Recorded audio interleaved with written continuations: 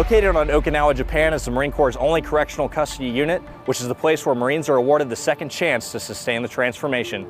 I came to Camp Hansen to see what makes this program so effective.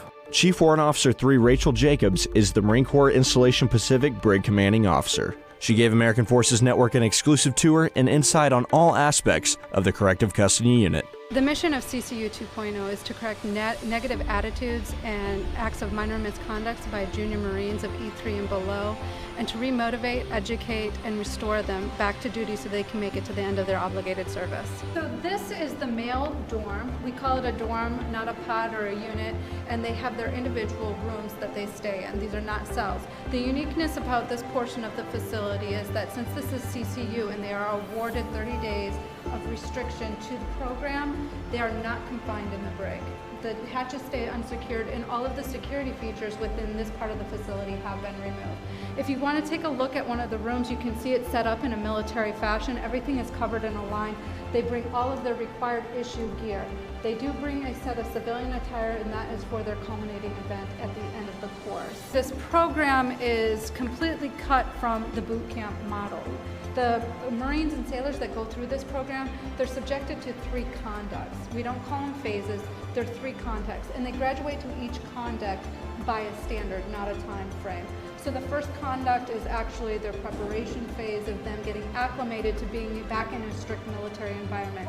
Now we do have the CCU instructor staff that dictates what they can and cannot do, and they do assign some time frames to them. However, it is completely different from the boot camp modeled. Here, they're getting restoration back to duty so that they can be gainfully employed back into their OCFIELD specialty.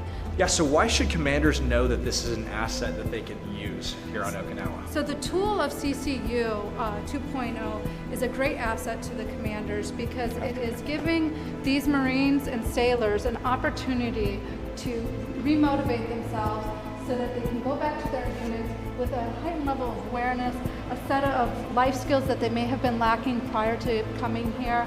They're educated in mindfulness. It just re-motivates that Marine to get them to the end of their obligated service. So what exactly is going on in this room? So in here we have our sand table. The Marines, while they're assigned to the program, they learn about the Battle of Okinawa. And this is where they do their offensive and defensive tactics from that battle. And the significance of this is that it brings the Marines that level of awareness of why our geostrategic location here in the Pacific is so vital and so important. The classroom is where they really get their cognitive classes on mindfulness, resiliency training, Lance Corporal Ethics seminar. They get classes on financial literacy. They get a full understanding of what their GI Bill is and what they can utilize upon a successful completion of their obligated service.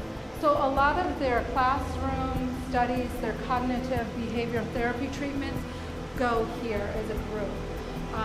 The significance of this is that, I have a correction treatment specialist on staff, Mr. Long. He provides them that resiliency training, the mindfulness.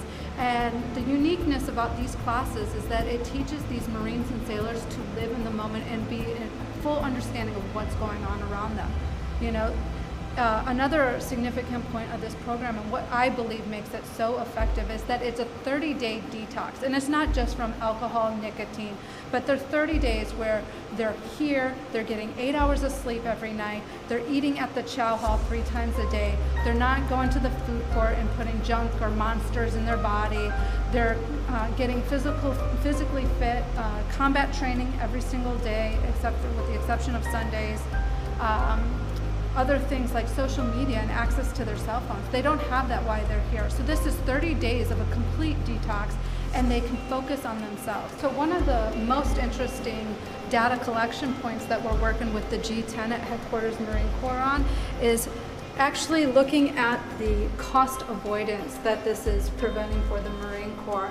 So we are taking a look at the data point of the basic 0311. From the time they step on the yellow footprints to getting through the training pipeline to their first year of service, It costs the government about $85,000 per Marine. And that's just your basic 0311 without a specialized school or looking at the grand scheme or the whole scope of Just the basic Marine. basic Marine, yes, absolutely.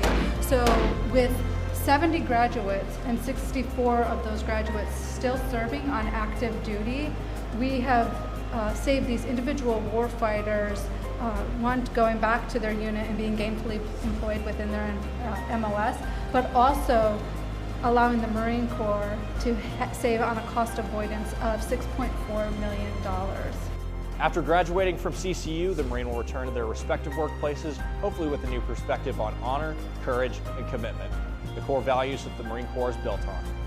Reporting from Okinawa, Japan, I'm Marine Cpl Luc Boatman.